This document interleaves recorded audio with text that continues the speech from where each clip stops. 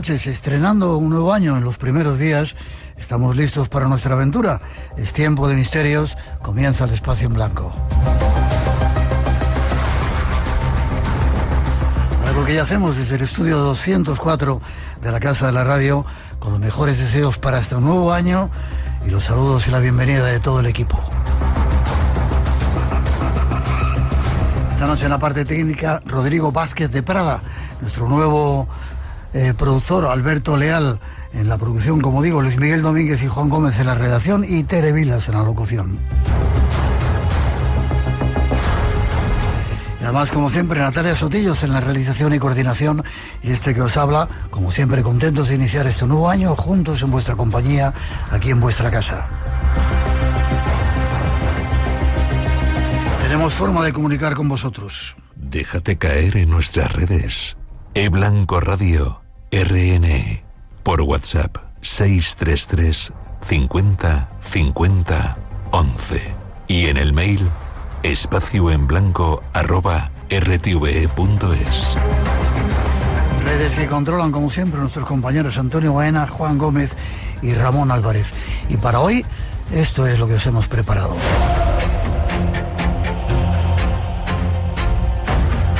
La respuesta a lo que nos espera más allá de esta vida, cada día está más cercana.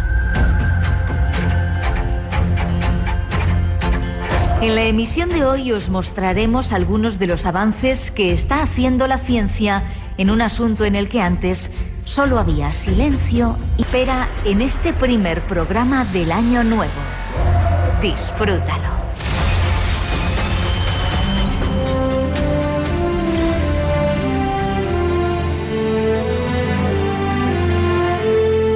Esas son algunas de las ideas de lo que hoy os hemos preparado, de lo que deseamos ofreceros. La ciencia va avanzando en temas de los más misteriosos que hemos tocado aquí y vamos al mundo de la conciencia para descubrirlo. Es Gómez Marín y ha escrito un libro que se llama Un trabajo, la ciencia del último umbral. Un placer que estés en el Espacio en Blanco. El placer es mío. ¿Escuchas el programa? No mucho. Empezamos mal. Sí. No, es un placer. No tengo tiempo, lo siento. Hay cosas que son podcast y los puedes ir escuchando mientras vas de un sitio a otro. O sea, ahora que estás de gira con este trabajo que te traen de acá para allá, ¿verdad? La editorial Temas de Hoy te trae de acá para allá, podría ser... Bueno, queda pendiente. Vale, no, lo bueno es que estés aquí con nosotros. Tú dices que... Bueno, el libro dice, un viaje a los límites de la vida, la muerte y la conciencia. Supongo que te habrás contestado un montón de veces a esta pregunta. ¿Es la muerte el fin de la existencia? Creo que no. ¿Crees que no? ¿Sabes una cosa que me alegra mucho? Ya sabes que llevamos muchos años haciendo programa, ¿no? Antes, cuando hablábamos de estos temas, éramos solamente unos cuantos locos científicos como tú nos acercaban a esto. Y últimamente no hacemos más que realizar entrevistas a científicos de un nivelazo del copón, hablando de vida después de la vida y tratando de aportar pruebas científicas. Qué bien que sea así. Yo soy nuevo en esto, te preguntaría qué está pasando. ¿Pero es así? Estamos saliendo del armario. ¿Sí? Sí. Qué bien que lo hagamos, ¿no? Hemos tardado un poquito, pero bueno, qué bien. Y ahora hora. Vale. Tú has vivido una experiencia... Pero espera, este es nuestro invitado. Con él vamos a vivir... Una vez más vamos a tratar de dar pruebas o a entender eso, qué es eso del odioso, por esa cara que tienes de listo. Y te pasó algo de repente. Tuviste una experiencia cercana a la muerte y la habrás contado, porque esto seguro que lo has contado muchas veces, pero necesitamos saberlo. Lo cuento de nuevo, claro que sí. Breve si puedes, pero cuenta. Fue muy breve. Perdí mucha sangre en el estómago, estuve varios días ingresado. ¿Pero tenías algo...? Luego me lo encontraron, sí, un sangrado. Y en ese desangrarme poco a poco, pues tuve una serie de visiones. Y una de ellas es la famosa del túnel, aunque en mi caso era un pozo, yo miraba hacia arriba y había 3 figuras que venían a buscarme. La luz era amarilla, yo estaba muy bien allí y yo supe en aquel momento que si aceptaba su ayuda me moriría y decidí volver. ¿Cómo eran las figuras? Eran 3, podríamos llamar guías espirituales míos, a contraluz. Yo sabía perfectamente quiénes eran. ¿Sí? ¿Quiénes eran? No, pues lo puedes decir. A veces lo digo y la mayoría de veces no lo digo. Estás en tu casa, o sea que tienes que decirlo. ¿Les tengo que decir? Sí, debes de decirlo, no es que tengas. Bien, uno es un gurú indio que se llama Sri Aurobindo. Yo he estado en la India unas cuantas veces. Yo he estado en su ashram. No me digas. Sí. Bah.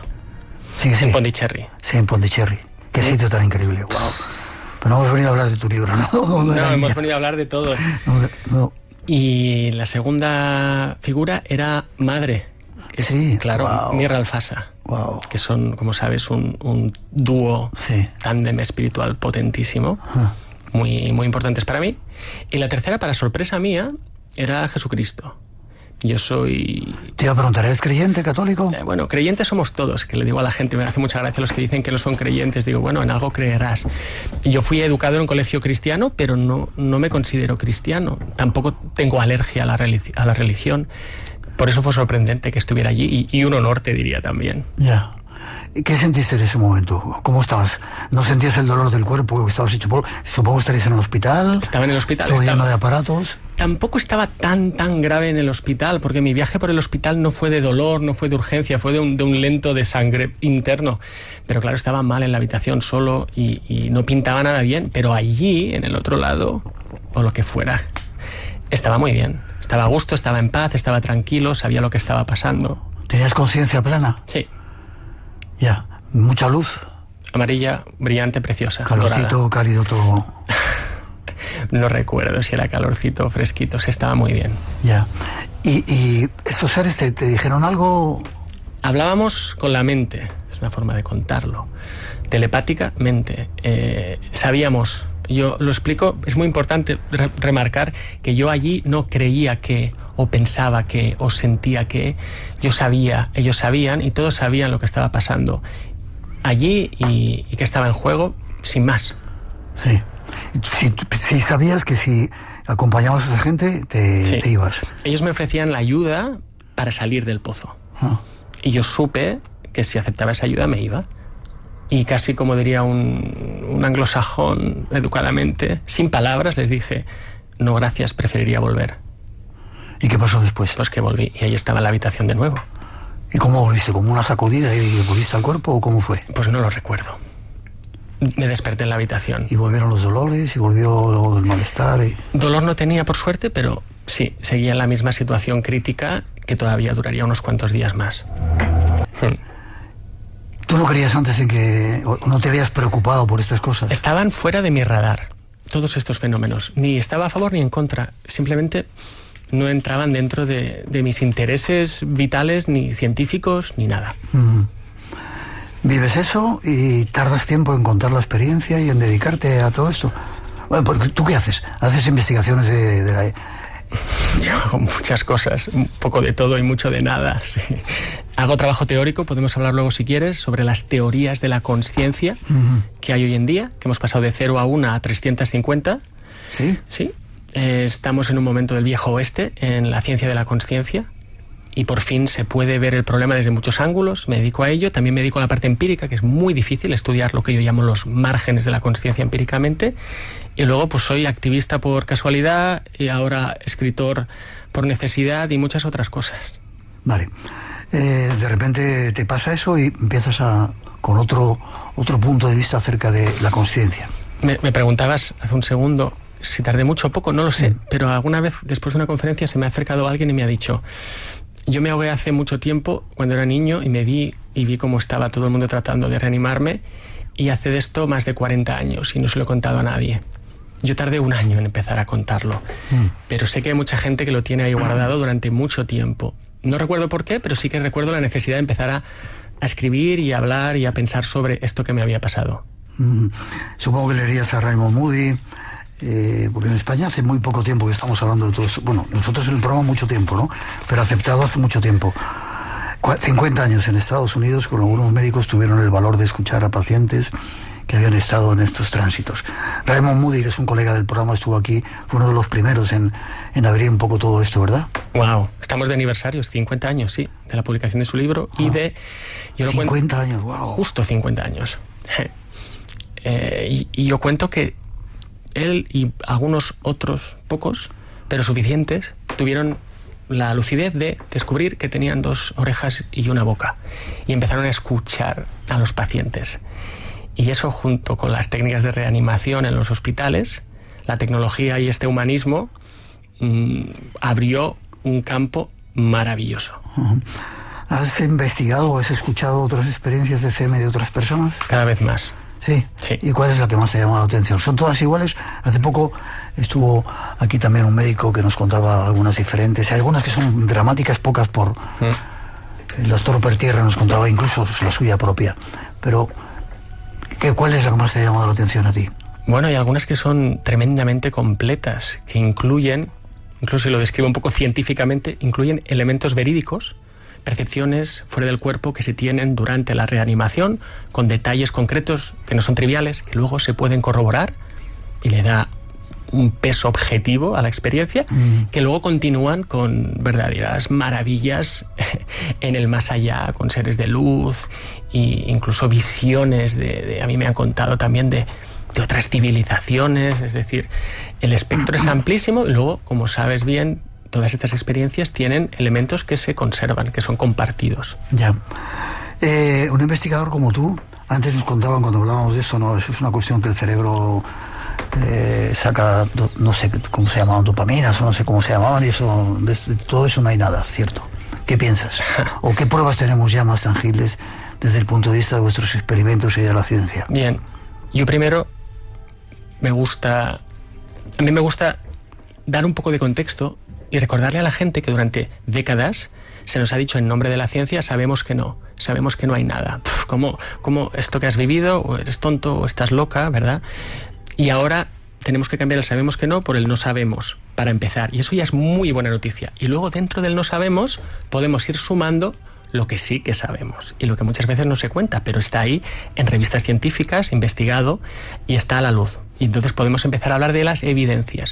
Que otra cosa que tengo que decir respecto a las evidencias, que a veces la gente se pone un poquito nerviosa, porque dices, hay evidencia científica de que la mente puede sobrevivir a la muerte del cerebro, o hay evidencia científica de que hay niños que recuerdan vidas anteriores. Y los cientificistas se ponen muy nerviosos y dicen, no, eso no es evidencia. Bueno, evidencia no es prueba irrefutable. Esto es como un juicio donde uno va trayendo sus mejores pruebas. Y de esas hay muchas y podemos hablar de ellas. Vale, quiero que me contes alguna.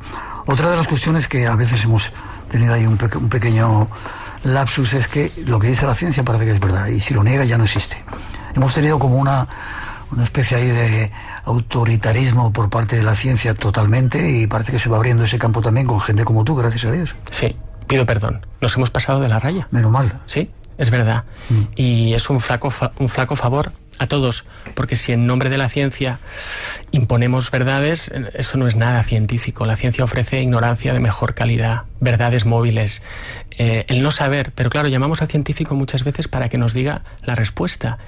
Y no es bien así. Yo no ofrezco dogmas ni certezas.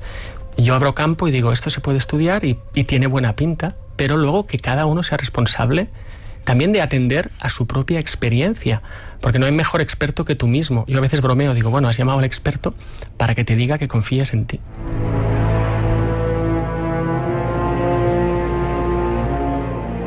Espacio en Blanco, con Miguel Blanco. El tiempo de misterios en Radio Nacional.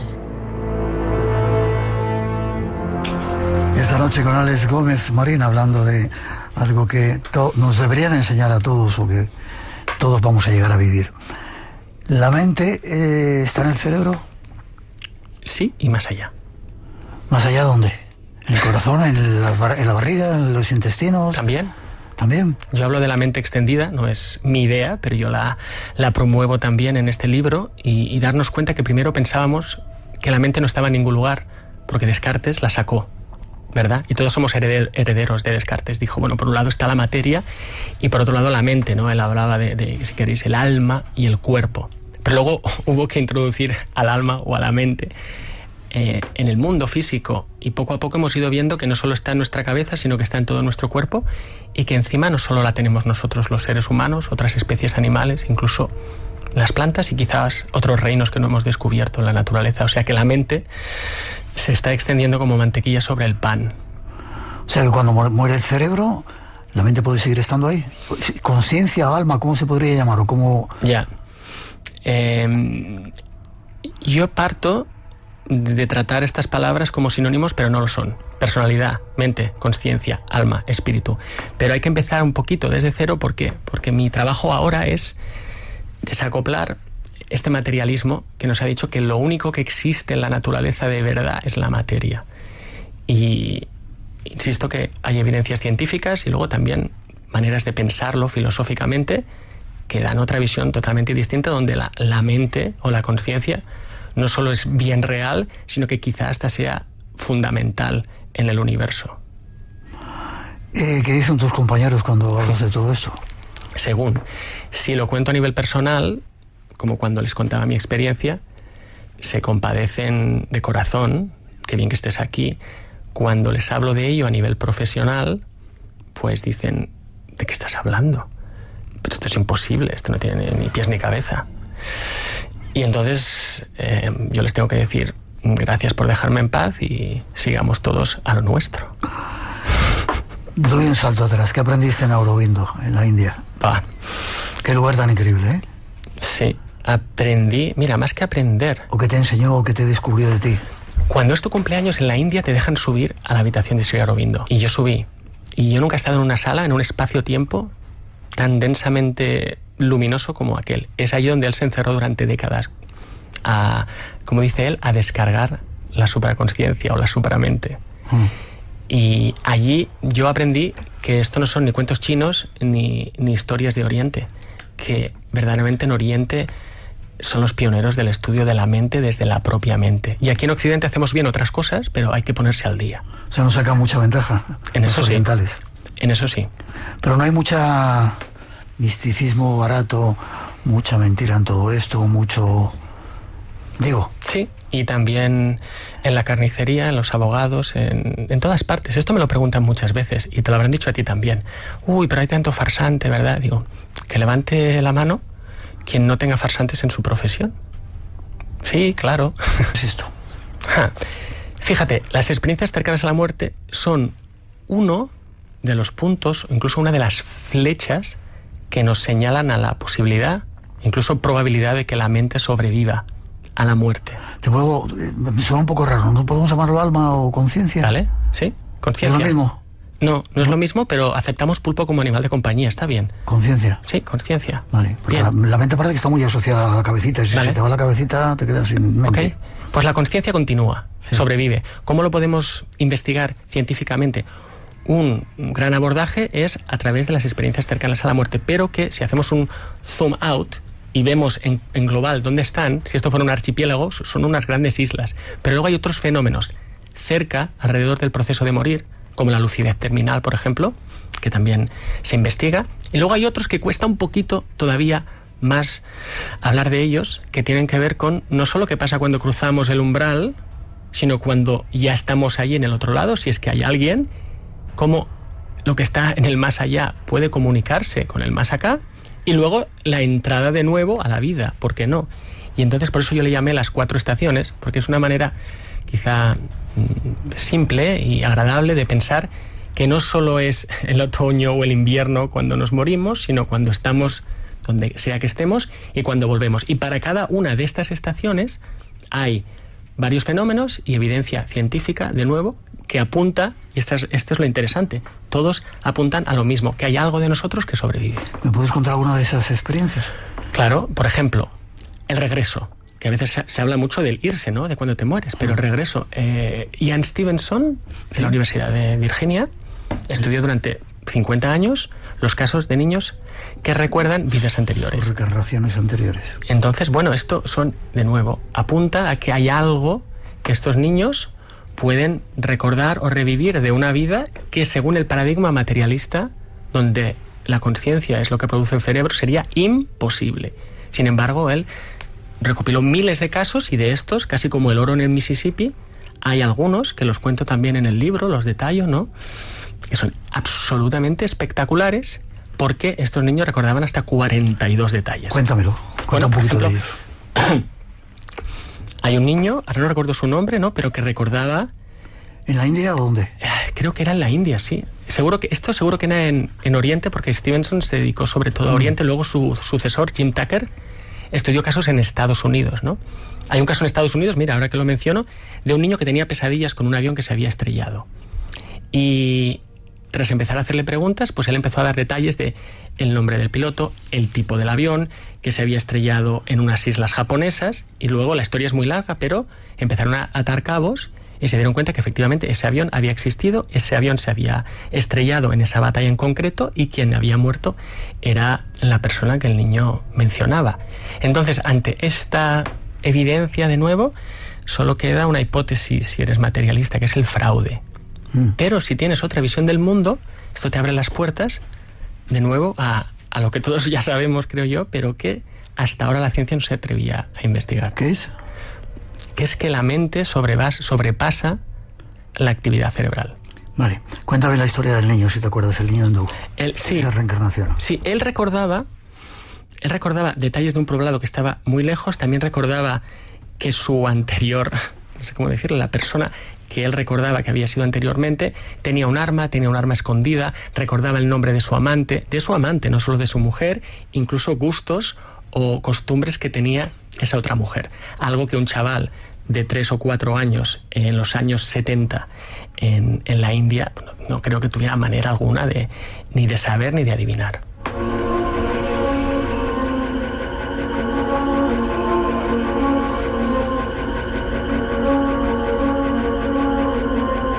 ¿Tú has vivido otras vidas, Alex? ¿Lo recuerdas? No las recuerdo. ¿Las has vivido? No lo sé. Venimos a olvidar y a recordar. Es que esta parte del juego, me parece a mí. Olvidar y recordar. Los niños recuerdan y luego olvidan. Es muy curioso. 2, 3, 4 años es cuando se dan normalmente estos fenómenos que hablamos hace un momento, de niños que recuerdan vidas anteriores y luego nos olvidamos. ¿Y tenemos que volver a recuperar esos recuerdos? Yo creo que es un buen reset porque venimos a otra cosa, si es que volvemos. Voy a apuntar a que venimos. En alguna otra parte hablas de que se dan, por ejemplo, sincronicidades en esa conciencia, cuando uno tiene esa conciencia de la muerte. Por ejemplo, dame algún ejemplo. Bueno, la sincronicidad es algo que estudió muy bien Carl Jung y a mí me fascina también a nivel teórico. Si quieres vamos en un momento a lo empírico, pero a nivel teórico Jung dice que hay un principio en la naturaleza que es no causal. Entonces, normalmente tenemos pocas opciones. Cuando sucede una coincidencia muy significativa, por ejemplo, Pauli, que era muy amigo de Jung, Pauli era un físico cuántico muy amigo de Jung, y él estaba fascinado por el 137. Y cuando le ingresaron en la habitación del hospital y vio que era la 137, él supo que se iba a morir. Entonces, esto puedes decir, bueno, es una casualidad. O a veces decir, bueno, si no es una casualidad, lo tengo que explicar como causalidad. Hay una causa o un efecto. Es decir, tenemos solo dos opciones, o causa-efecto o azar. Pero resulta que Jung dice, no, igual hay otra forma en la que los sucesos subjetivos y objetivos están entrelazados en el mundo, y este principio es no causal, y a eso le llamó sincronicidad. Es decir, mente y materia pegadas por el pegamento de algo que es muy significativo. Y esto le ocurre a todo el mundo muchas veces. Lo que pasa es que lo descontamos porque decimos, ¡bah, qué tontería, qué casualidad! Y a casualidades existen, a verlas haylas, pero también quizá haya sincronicidades, y esa sea otra anomalía muy interesante para ver qué se nos escapa de nuestro entendimiento de la naturaleza, de la realidad. ¿Y se dan en el momento de la muerte, o cercano a la muerte, o no tiene nada que ver? Normalmente, que yo sepa, no se dan cercano a la muerte. En la muerte están pasando otras cosas, y de hecho yo cuento también y digo, no hace falta que casi te mueras para experimentar lo imposible. Yo le llamo lo imposible a todos estos márgenes de la consciencia, sueños lúcidos, y otros son las sincronicidades. Es decir, en nuestro día a día, y esta es la buena noticia, es democrático. No hace falta que te pase algo súper mega espectacular, que veas a la Virgen, levites o casi te mueras. En tu día a día hay muchas oportunidades para descubrir estas anomalías que, insisto, algunas serán casualidad, pero creo que otras son realmente valiosas. ¿Cómo podemos descubrirlas? ¿O cómo podemos llegar a esos estados alterados de conciencia que se dice que se viven en esas ECMs, en esas experiencias? Algunos dicen plantas de poder, meditación, sexo, no sé, ¿qué camino se puede o qué? ¿Por las buenas o por las malas? Por ejemplo, los que hemos tenido una experiencia cercana a la muerte no lo hemos pedido. Es un accidente, es algo traumático. Yo hablo del cerebro como filtro. El cerebro, si es un filtro, se te desgarra y en aquel momento entra un torrente de mente impresionante, o conciencia, si prefieres que lo llamemos así. Eso es por las malas, que luego tiene su bendición, ¿no? Por las buenas cuesta más. Por las buenas es el yoga, es el meditador que lleva 50 años de sadhana, que dicen en Oriente, ¿no? 50 años para descubrirlo, ojo. Claro, por eso por las buenas es lento y seguro, y por las malas es un accidente, o la vía rápida, que es, como decías, con algunas sustancias. Lo que pasa es que eso, ahora que está de moda, también tiene yo creo que tiene sus pros y sus contras, y a veces pasamos del todo no al todo sí. Y peligroso, ¿no? Muchas veces, o casi siempre. Mira, no se hace bien. yo he empezado a decirlo de esta manera. Cuando vas a esos mundos, cuando abres la puerta a esos mundos, hay gente que dirá, son solo alucinaciones, de nuevo, ¿no? Son solo alucinaciones, esos seres que se te aparecen son alucinaciones. Y otra gente dirá, no, eso es bien real. Entonces, a los que dicen que es bien real, yo les pregunto, ¿te has preguntado si hay efectos secundarios de todo esto? No me refiero después, es decir, si uno se va de viaje a la selva, no se va en chanclas y pantalones cortos. Y me parece que hay mucha gente que está entusiasmada con los psicodélicos, pero que no se da cuenta que cuando uno va a un lugar tiene que ir apropiadamente y con una cierta seguridad, porque no sabes lo que te vas a encontrar. Vale, y la lucidez terminal, que también hablas de ella en el libro, es otro fenómeno que está al borde de la muerte y que es muy interesante porque reta la idea de que la consciencia la produce el cerebro, porque es una situación normalmente en la que un cerebro está muy deteriorado, por ejemplo, una persona con una demencia de hace mucho tiempo, un Alzheimer gravísimo y que, por ejemplo, ya no se acuerda de nada, no conversa con nadie. El abuelo no está, pero aún sigue allí presente en su cuerpo, ¿no? Y pocos días u horas antes de morir tiene un pico de lucidez, por eso se llama lucidez terminal, y de repente conversa contigo, se acuerda de todo, hasta está guapete, con vigor físico, y luego se muere. Bueno, si el cerebro estaba escacharrado, si uno tiene el modelo de cerebro roto, ¿cómo es posible que cuando está tan roto de repente funcione tan lúcidamente? Que es lo que pasa también con las experiencias cercanas a la muerte. Si el cerebro está en ese estrés tan brutal, incluso a veces totalmente plano, ¿cómo es posible que cuando la actividad cerebral es tan mala o incluso nula, la consciencia sea tan lúcida, ¿no? Entonces, estos fenómenos también se pueden estudiar, y otra cosa que tienen, que es una implicación más social, si quieres menos científica, es que permiten despedirnos de los seres queridos. Si tú sabes que estás delante de un fenómeno de lucidez terminal, no dirás, wow, parece que el abuelo se ha recuperado, no, dices, vale, sé lo que está pasando, es mi última oportunidad de despedirme lúcidamente con él. Por lo tanto, y dices que el nacimiento de la ciencia de la conciencia. Hay una ciencia que estudia la conciencia. Sí, es muy joven. Nació en los años 90, durante los Juegos Olímpicos de Barcelona. ¿Y lo hicisteis vosotros en Barcelona o es una historia vuestra? Yo tenía 10 años, pero hubo un premio Nobel, Crick, co-descubridor de la estructura del ADN, que decidió, cuando ya era premio Nobel, atreverse a investigar científicamente un tema, el de la consciencia, que era tabú. En ciencia, a veces la gente se olvida, en ciencia hay tabús, hay herejes, hay dogmas, y ese tema no se podía tocar. Pero él decide que lo va a inaugurar. Y entonces, a partir de los años 90, empieza un abordaje neurobiológico a las bases de la consciencia humana en el cerebro. Y eso de repente crea un campo de estudio donde ya tenemos el ecosistema que se necesita para hacer ciencia. Figuras de autoridad que le dan el visto bueno, revistas científicas, departamentos, financiación. Pero claro, 30 años realmente no es nada en ciencia. La ciencia lleva en marcha 400 y hemos tenido que esperar casi los 400 años para empezar a investigar lo intangible, lo inmaterial, la consciencia. Y ahora mismo, como te decía hace un rato, las teorías de la consciencia han explotado. Pasábamos de que no había nada que estudiar, estaba prohibido, a que solo había una visión, que era la visión materialista, la consciencia la tiene que producir el cerebro, no hay más, a 2, 3 y ahora cientos de teorías. Y por eso yo digo que la ciencia de la consciencia está en su estado de adolescencia. Ahora hay muchas tribus y esto pronto madurará, pero esto da pie, en conjunción con el estudio de las experiencias cercanas a la muerte, confluyen esos dos ríos, y ahora que podemos estudiar la consciencia, también podemos estudiar sus márgenes. Y es lo que a mí más me interesa, estudiar la consciencia en los márgenes de la experiencia humana. ¿Utilizas algún tipo de aparato? Sí y no. A veces el estudio se basa simplemente, que no es poco, en la materia prima, que son las experiencias que tienen las personas que viven todo este tipo de fenómenos, y a veces de manera muy sofisticada, si colaboras con un hospital, pues puedes tener acceso a un electroencefalograma, que es como un casco que mide tu actividad cerebral en la superficie, y en algunos grupos en Estados Unidos, por ejemplo, corren cuando están reanimando a alguien para colocarle un electroencefalograma y poder correlacionar objetivamente su actividad cerebral con las experiencias que luego ellos contarán en aquellos estados de reanimación, de que se acuerdan, que percibieron. Luego hay otras tecnologías que se pueden utilizar, te la menciono brevemente, pero es todo un campo. Se pueden utilizar generadores de números aleatorios. Yo colaboro también con una organización en Estados Unidos y estamos utilizando estos procesos que generan básicamente cientos de miles de ceros y unos por segundo, que son puramente aleatorios, y uno puede ver si la consciencia humana, a nivel individual o grupal, correlaciona o afecta a esas secuencias que son puramente físicas. ¿Y afecta? Pues parece que sí.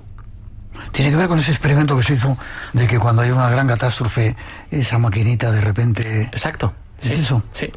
Sí. Sí, y los animales también lo detectan, por cierto.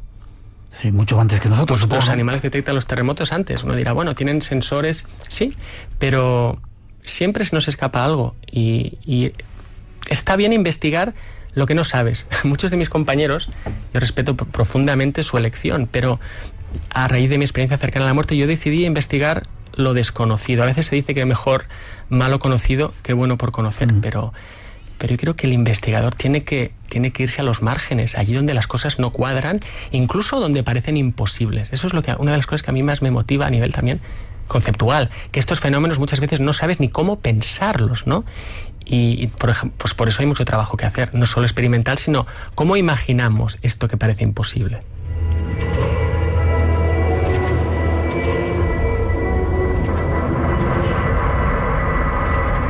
¿Estás a gusto, Alex? Oh, me quedaría aquí mucho más. Ya acabamos, ¿no?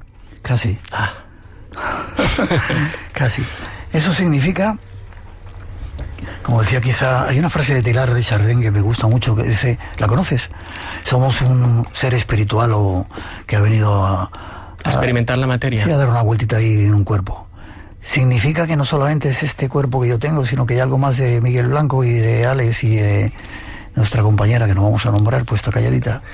Sí, yo creo que sí, incluso más que nuestro propio nombre y apellido. Quizá un ser que va más allá de el color y la forma que tenemos aquí y ahora. ¿Y para qué venimos aquí entonces? Yo creo que para experimentar, y esto es especulación teológica gratis al final, para experimentar la limitación. Fíjate, y no soy teólogo, pero si Dios existe y lo es todo, ¿qué le falta? Le falta experimentar ser un ser finito. Entonces yo creo que somos gotitas donde uno experimenta la limitación, el dolor, la carne. Iba a decir una cosa muy... Para algunos se lo ponen jorobado, ¿eh? Ese día se lo pone difícil, ¿eh? A los niños que nacen con enfermedades, o los que mueren, o los que tienen enfermedades que no acaban de entender. Es un argumento serio que utilizan los teólogos en contra de la existencia de Dios, el mal en el mundo, pero si tú quieres yo no estoy negando a Dios, digo, ¿no? Que... Sí, lo sé. Se lo pone difícil. Pero si tú quieres dar libertad, pues que pase lo que Dios quiera. Es así. Yo no tengo remedios para el mal en el mundo. Yo creo que el mal existe. Antes hablábamos fuera de micro del transhumanismo. Sí, la vida es difícil también, la vida es jodida, pero también es un milagro absoluto. Ya. ¿Y estamos aquí para qué? Para aprender ese que estamos encapsulados y que somos mucho más grandes. Tenemos que dar toda esa vuelta para darnos cuenta que somos parte de Dios. No lo sé. Tú eres científico y estás estudiando, tú eres el listo. Sí, pero eso no. Fíjate, este es otro mito. El mito del científico listo que trae la verdad en su mochila. No es así. Eso se lo dejamos, fíjate, eso se lo podemos dejar a los humanistas. Porque si le pedimos al científico que lo responda a todo, mira, y ahora que escucho esta música de fondo, que parece del Señor de los Anillos, es como darle el anillo de poder. Y sabemos lo que pasa. Solo Frodo lo puede llevar. No le preguntemos al científico todo porque caemos en el cientifismo. Invitemos a filósofos, a artistas, a nuestras abuelas y hablemos todos, porque hay cosas que no sabemos. Y está bien que el científico diga, no, hasta aquí puedo leer, no lo sé, pregúntale a otra persona. Y después, cuando morimos, cielo e infierno, ¿o hay otra historia? Un purgatorio, ese ha sido medianamente regular. Bueno, de todo se puede hacer caricatura. Del hombre en el cielo que te manda un rayo. Pero hay maneras más sofisticadas en muchas religiones, en la budista, en la cristiana, en el islam. Yo creo que todas tienen parte de razón. Lo que pasa es que si nos tomamos esas imágenes literalmente, yo creo que las desfiguramos y nos pensamos que si te has portado mal vas a un sitio muy calentito y si te has portado bien vas a flotar en las nubes. Esa es la visión de muchas veces, los ateos muchas veces tienen una visión de la religión de un niño de 13 años, ¿no? Yo creo que podemos ser todos mucho más sofisticados y tratar de aunar lo que la ciencia puede aportar con lo que las tradiciones siempre han sabido. Esto es lo que a veces coincide mucho, ¿no? Esto es lo que está empezando a pasar, exactamente, que hay una convergencia tras muchos años de no. Yo digo que sí porque Dios, en nombre de Dios. Yo digo que no en nombre de la ciencia. No, hay que ponerse a hablar. Hay un subcapítulo que lo titulo Cariño, tenemos que hablar. Y le digo a la ciencia y a la religión que se pongan un poco las pilas porque la gente tiene mucha sed de trascendencia. Y si tú creas un vacío espiritual, pues luego se llena con cualquier cosa. Y eso es peligroso. Bueno, solo hay que ver nuestra sociedad.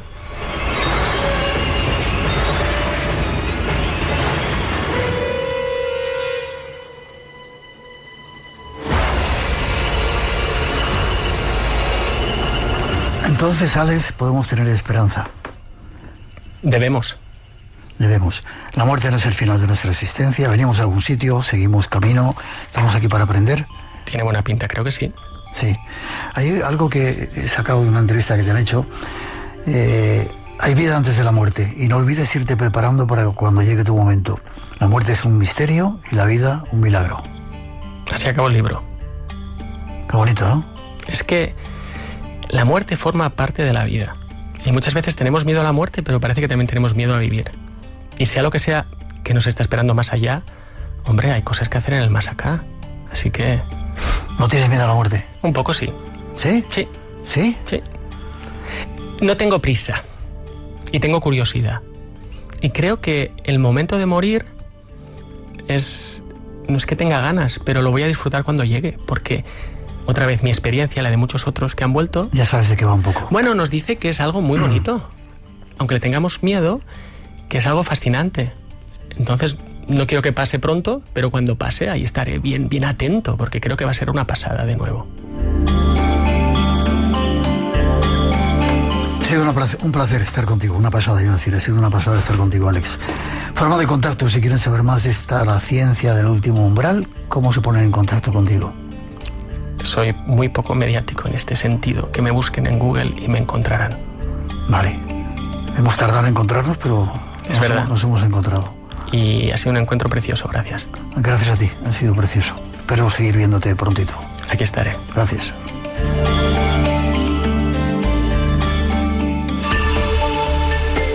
Si puedes imaginarlo, ¿por qué no vivirlo? Si les ha pasado a otros, ¿por qué no a ti? Espacio en blanco. El lugar donde encuentras lo improbable.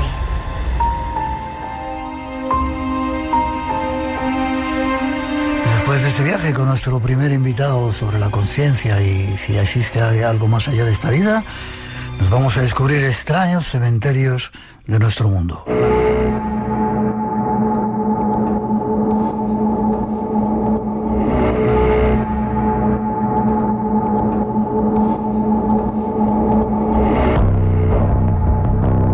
Esta música nos indica que es tiempo de viajar. Siempre es un buen momento para descubrir lugares especiales y para eso tenemos a nuestra chica Dark, Miriam del Río. Buenas noches, Miriam. Buenas noches, Miguel. Te estaba preguntando, micrófono cerrado, de dónde venías. ¿Has estado, dices, en Jordania? ¿Dónde más? Sí, en Indonesia también. Ostras, en Indonesia estuve viendo los rituales funerarios de Sulawesi. Una pasada, ¿eh? ¿Cómo son de increíbles, eh? Son increíbles, pero cuidado, que te dejan el cuerpo un poco del revés, ¿eh? Sí. Por la brutalidad en sí mismo, el ritual, cuando hacen las matanzas de los animales y tal. Digo, madre mía, aquello una vez y no más, ¿eh? Te lo digo. Tuvimos a Daniel Landa hablando de todo eso que se hacía ahí, increíble. ¿Y te vas ahora a Estados Unidos? Sí, ahora nada, en breve vamos a hacer un viaje temático a Boston y a Nueva York. Boston por el juicio de las brujas de Salem, enmarcado lo que es todo el tema de Halloween, y después a Nueva York visitaremos Sleepy Hollow. Será una parte un poco más literaria con la leyenda del jinete sin cabeza de Washington Irving. Ten cuidado, no sé si está fácil entrar ahora en Estados Unidos. Bueno, veremos, a ver si no puedo volver a hacer ningún programa más, es que me han deportado a México, porque encima con mi apellido Miriam del Río. Terminar en México. Esta noche nuestra chica Dar nos va a llevar a conocer un cementerio que no voy a pronunciar, lo va a pronunciar ella y ya veréis qué historia tan curiosa.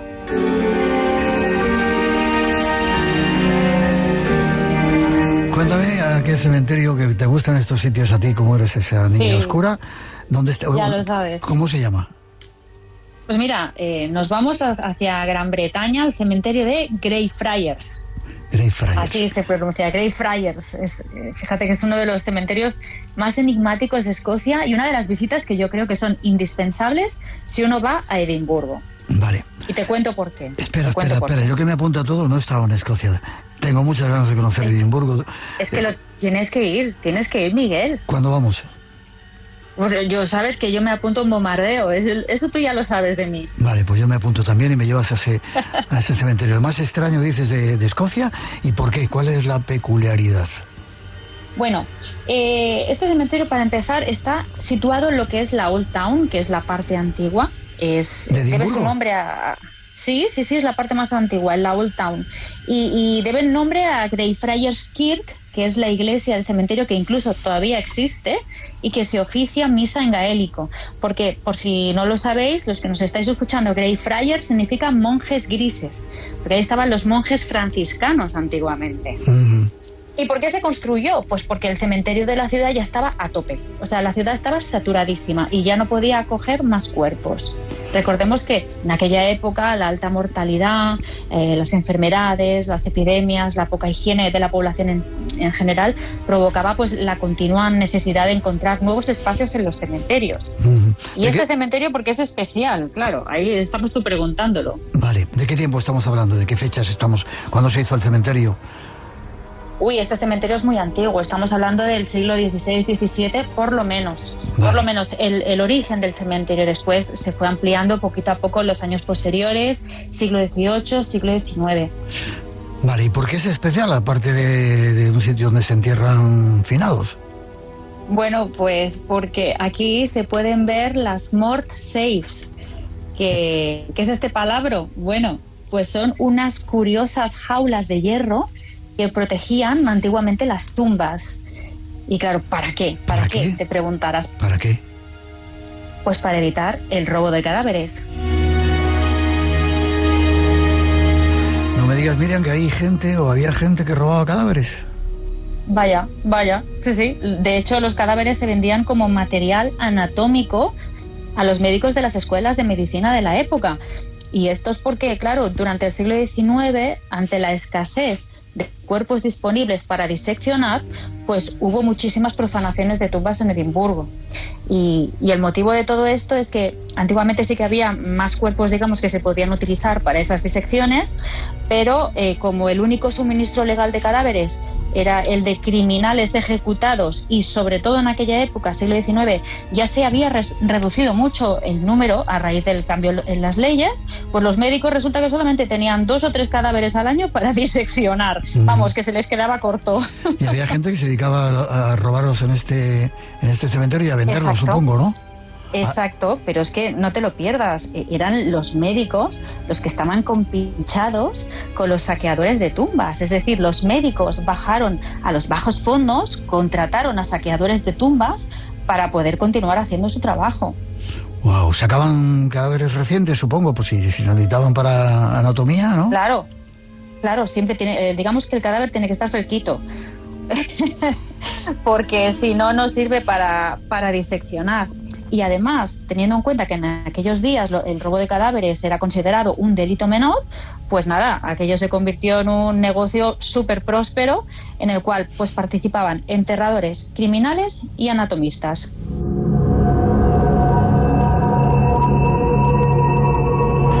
De los sitios que a ti te gustan, ¿no? Sí, muchos. Supongo... Pero lo chulo es que cuando tú paseas por ahí se pueden ver todavía esas jaulas, sí, protegiendo algunas de las tumbas. Wow. Escocia y Gran Bretaña tienen muchas historias con fantasmas. ¿En este cementerio hay fantasmas? Como no podía ser de otra manera.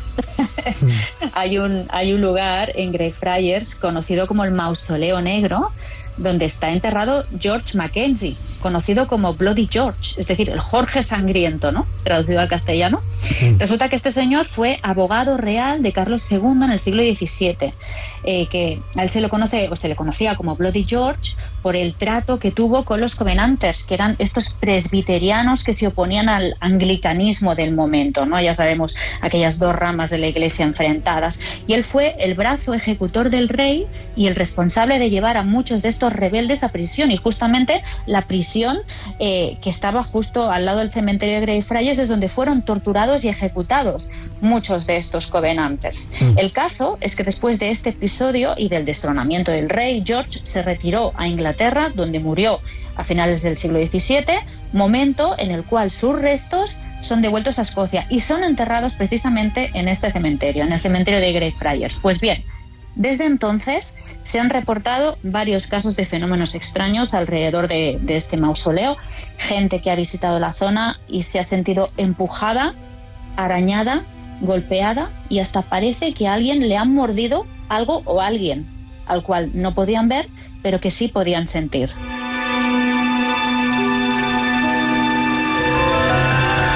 ¿Seguía siendo sangriento este colega porque dicen que era su fantasma o no? ¿O hay muchos más? Dicen que es el fantasma de Bloody George, que probablemente todo es sugestión, pero claro, como cada vez se van reportando más casos raros de gente que dice, o al menos supuestamente, dice que han notado algo, que ha sentido, que le han tirado del pelo, que le han arañado. Ostras, si buscad por internet, los que estéis oyendo el programa, Bloody George, historias sobre el cementerio de Greyfriars, y veréis la cantidad de cosas que salen. Es muy interesante. Que no hace falta que busquen, ya estás aquí para contarlo, en el espacio en blanco, ¿vale? Y hay, sí, historias, ¿vale? Hay historias bonitas, porque no tenemos mucho tiempo antes de que te pierdas el avión, que te vas de viaje a Estados Unidos. Nada, hay una historia muy bonita, a mí me gustan, siempre hay algo que encontrar, y hay alguna curiosidad, como por ejemplo la historia justo en la entrada del cementerio de Greyfriars hay una estatua de un perrito, es un perrito Bobby, lo llaman un Skye Terrier, que resulta que estuvo custodiando la tumba de su amo John Grey durante 12 años hasta que el perrito también murió. Y es como una historia un poco similar al famoso Hachiko de Japón, ¿no? Entonces, digamos que en homenaje, pues está ahí la historia, la estatua del perrito, y además cuando accedes dentro, que está la tumba del perrito también, la gente que va entrando, los visitantes, lo que hacen es dejarle enfrente de la tumba pues ramitas para que digamos que en el más allá el fantasma del perrito pues pueda jugar.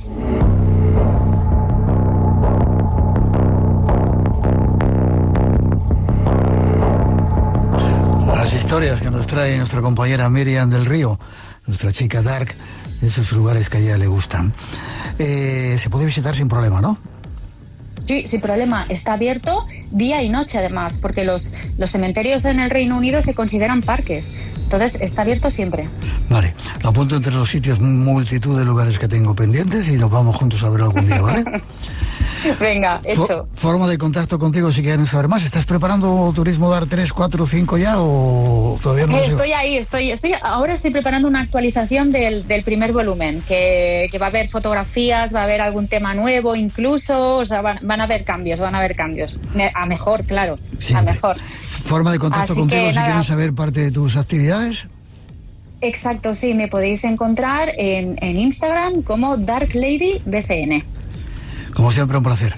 Que tengas un muy buen viaje y que vuelvas otra vez prontito para seguir contándonos cosas. Un abrazo. Un besito grande, Miriam. Hasta prontito. Besitos. Hemos de hacer una pausa tras la información de nuestros compañeros. Regresamos. Un invitado muy peculiar viene a desvelarnos la historia de un extraño libro que llaman The Knock. Regresamos en unos minutos. El misterio continúa aquí en Radio Nacional, redes sociales abiertas, Blanco Radio RNE, por si queréis mandar algún mensaje. Y en este comienzo de año os deseamos pleno de bendiciones para todos e ir preparando las cosas porque llegan los Reyes Magos. No os vayáis, que enseguida regresamos. Hay una segunda hora apasionante del Espacio en Blanco aquí en Radio Nacional.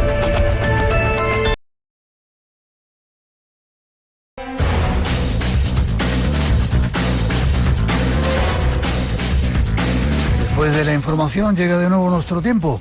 El misterio continúa aquí en Radio Nacional.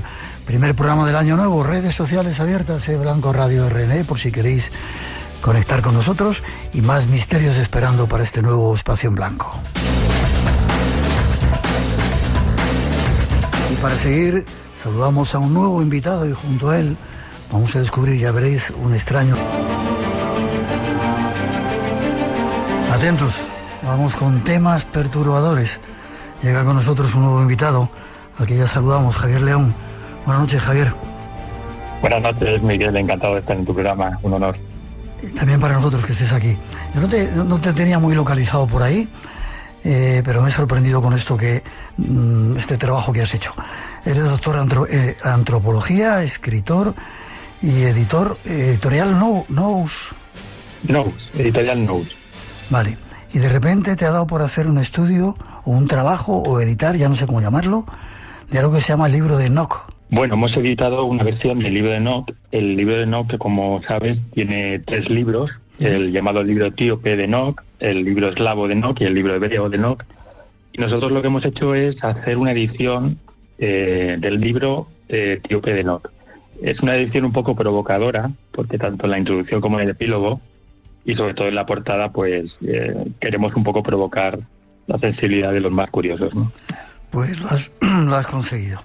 Dice la verdad sobre nuestros creadores, los ángeles caídos, los dioses antiguos, los orígenes olvidados. Preparaos, que en estos próximos minutos vamos a descubrir cosas, como decía, perturbadoras, pero interesantes, ya veréis.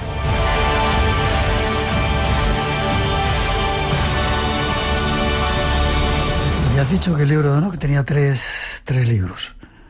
Sí, bueno, hay 3 libros que se han rescatado a lo largo de la historia. El más conocido es el llamado el libro de Enoch, ¿no? Que es el libro de origen etíope, que sigue estando dentro de la Biblia etíope, pero no está en la Biblia que nosotros conocemos, la Biblia católica, ¿no? Fue considerado un texto apócrifo. Y cuando lo lees entiendes un poco por qué, ¿no? Es un libro un poco diferente y provocador. Yo he leído unas cuantas y se me han puesto los pelos de punta. Escucha, ¿cuándo se descubre este libro? ¿Ya se conocía desde hace mucho tiempo?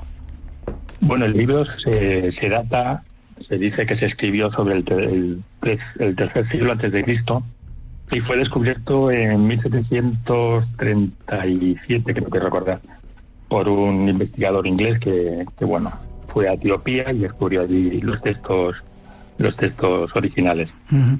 ¿En esa serie? Fue una primera edición en inglés en 1800 y algo, en el siglo XIX, y bueno, de ahí pues como que se retomó de nuevo la curiosidad por este libro. Vale. Digo, supongo que se habría descubierto en esas iglesias tan increíbles que hay en la Libela, que parece que hay como muchas bibliotecas, o no se tiene dato de dónde. Sí, bueno, en Etiopía hay una tradición muy antigua y luego también se descubrieron los textos del Mar Muerto. O sea, fue como un doble descubrimiento, ¿no? Porque por un lado estaba el descubrimiento de Jais Burus, ¿no? De la traducción del etíope en 1773, y luego por otro lado se descubrieron también este mismo texto en los manuscritos del Mar Muerto, ¿no? Vale. Decís en la contraportada del libro, el libro de Enoch ha influido profundamente en la tradición judía, cristiana y esotérica, y ha despertado el interés de investigadores, místicos y buscadores de sabiduría oculta. Sin embargo, qué poca gente tenemos información sobre ello, ¿no? ¿Por qué? ¿Ha estado oculto? Bueno, porque durante siglos se ha intentado ocultar, ¿no? Todo lo que tuviera que ver con los libros apócrifos siempre han sido libros escondidos y bueno, solo ahora ha surgido la curiosidad de redescubrirlo, sobre todo a raíz del descubrimiento de los papiros del Mar Muerto, ¿no? Uh-huh. Pero bueno, son libros muy importantes en la tradición judía, por ejemplo, y en ciertas sectas húngaras de tradición eslava, que donde también se tuvo constancia de que diversas sectas estuvieron muy interesados en este libro, ¿no? Vale. Sin embargo, los papiros del Qumran del Mar Muerto son muy conocidos, pero este libro no era tan conocido, no es tan conocido. ¿Por qué? Pues yo creo que por lo que dice, ¿no? El libro propiamente dicho. Hay el primer libro de Enoch, que se le conoce como el libro etíope, tiene 5 grandes apartados, y el primer apartado que es el libro que se llama el libro de los vigilantes o de los guardianes, que quizás sea el más polémico, porque, bueno, lo que dice ahí es un poco inquietante, ¿no? De ello vamos a hablar seguramente. ¿Quién era Enoc? ¿El bisabuelo de Noé? Enoc era el bisabuelo de Noé. Era descendiente del linaje de Set. Acuérdate que en la Biblia describen como 3 linajes, ¿no? El de Caín, el de Abel y el de Set. El linaje de Caín, pues se dice que es el linaje más oscuro porque de alguna forma creó el pecado original con la muerte de Abel.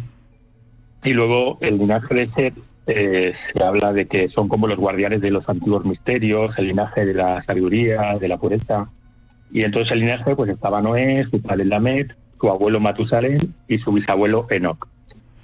¿Y él fue el que teóricamente escribió este libro? ¿O lo recibió por inspiración o...? Pues hay partes del libro donde lo relata como una inspiración, otras partes donde habla de que son sueños, o que son... o hay otras partes, otros libros donde dice directamente que son revelaciones de los propios arcángeles, ¿no?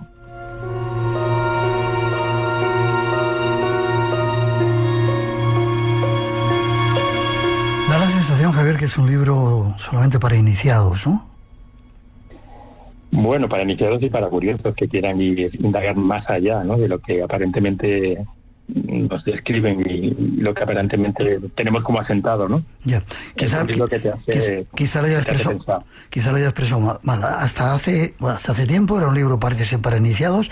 Ahora, evidentemente, para todos aquellos que queramos, ahí me incluyo, conocer algo más de lo que no nos han contado.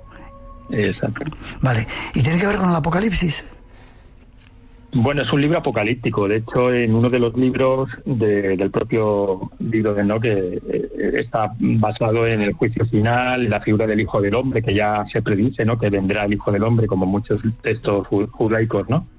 Se habla del Mesías y sobre todo de la venganza de Dios sobre el hombre por sus pecados originales, ¿no? Vale. Dice, descubre el legado de uno de los libros más antiguos y trascendentales de la historia religiosa y literaria. ¿Es así? Ya te digo, yo lo que he leído es muy perturbador y además tiene muchas concomitancias con cosas que quizá las tablillas esas que había en esos lugares de arcilla tan extrañas, que hablaban de ángeles que venían y de un montón de historias que vamos a empezar a analizar en un momento. ¿Tiene que ver con ello? Bueno, es un libro que está basado en relatos que se olvidaron en el siglo III con el concilio el concilio que hubo en la Iglesia Católica, ¿no? O sea, son libros que se desterraron, se olvidaron y quedaron ocultos, ¿no? Lo que pasa que por suerte sobrevivieron, en este caso en la Iglesia etíope y también en los manuscritos que se descubrieron más tarde, pues en Qumrán o el Mar Muerto, ¿no? Pues enseguida vamos con el libro de los vigilantes y ya veréis qué perturbador que es.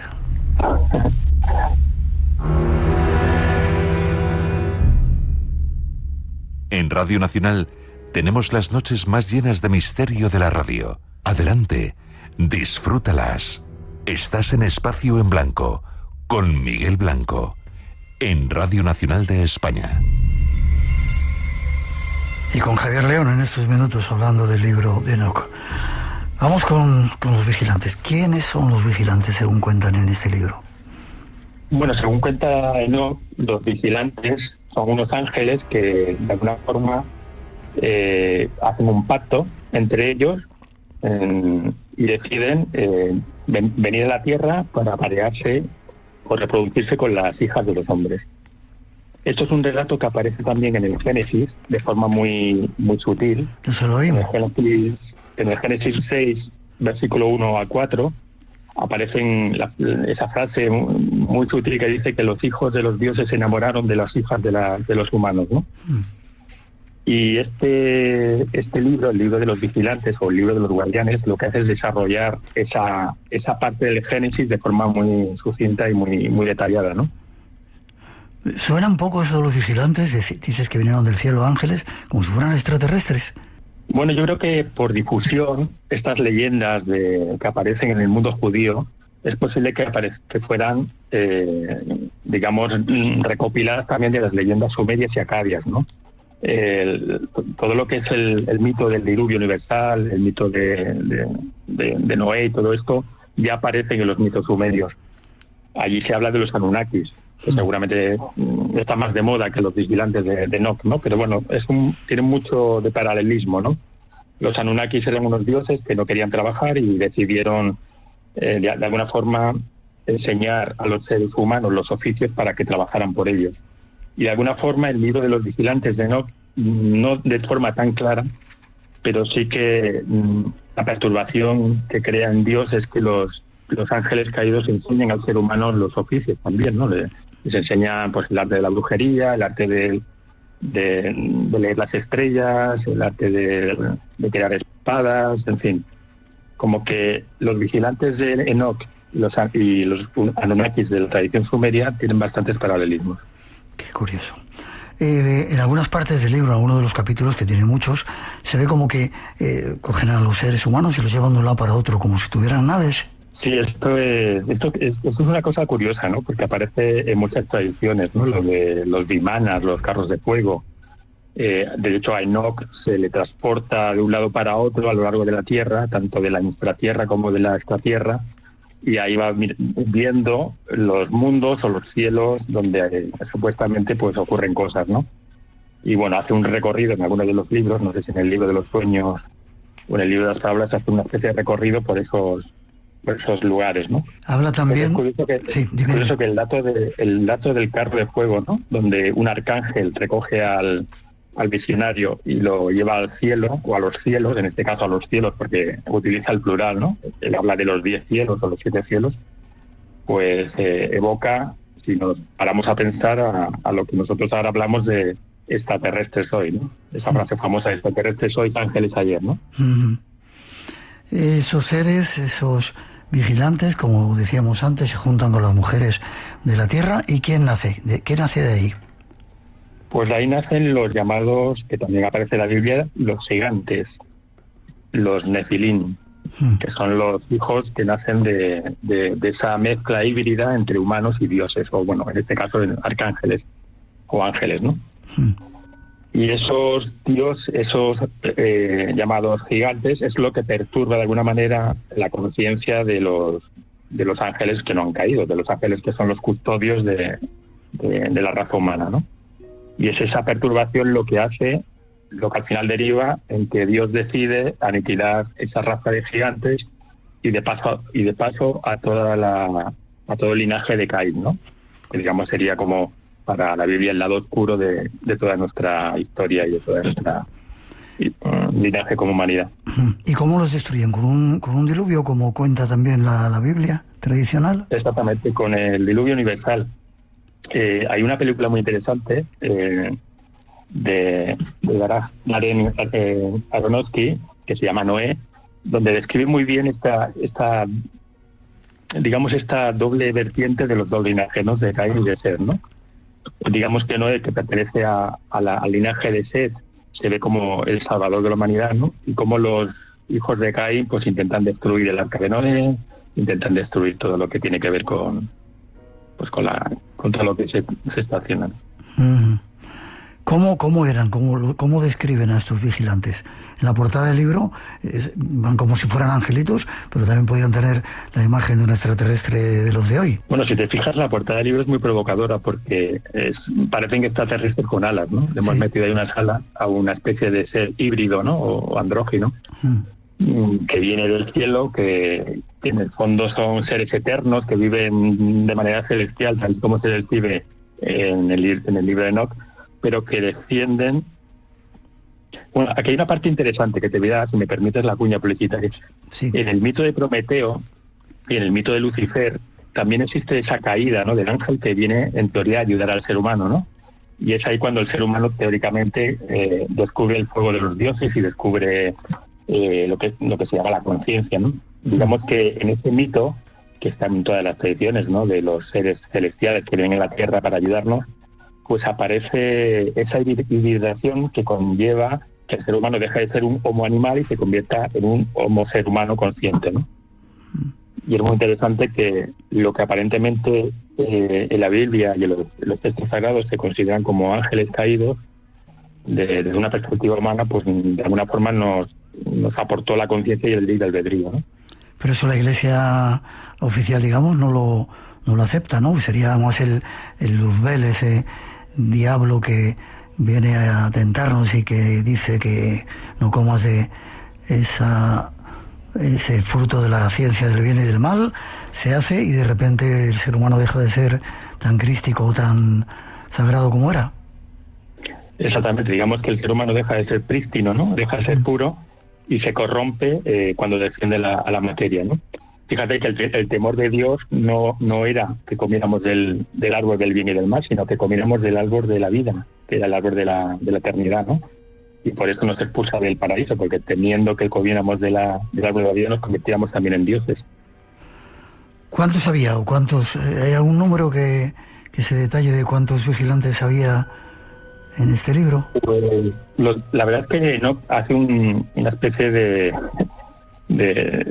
cronología de todos los vigilantes o guardianes o ángeles caídos, ¿no? Y enumera 200, de los cuales describe con mucho detalle a 10 de sus generales, ¿no? O de sus jefes, ¿no? Y cada uno de ellos pues lleva a 20 más como surrendes o como allegados a ellos, ¿no? Pero fueron 200 los ángeles que cayeron para ayudar o para corromper a la humanidad, depende cómo se mire.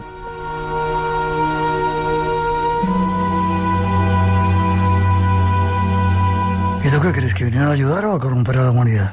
Bueno, aquí está ya la parte filosófica del mito, ¿no? La verdad es que es la parte interesante desde un punto de vista antropológico, ¿no? Cuando profundizas un poco en el mito, ¿no? Está claro que hay algo extraño en la existencia humana y hay algo extraño en toda la existencia planetaria de nuestro mundo, ¿no? Primero, la atrocidad que acompaña al mundo en el que vivimos, ¿no? Lo estamos viendo ahora en la tele todos los días, no paramos de estar en guerras, estamos todo el día peleándonos.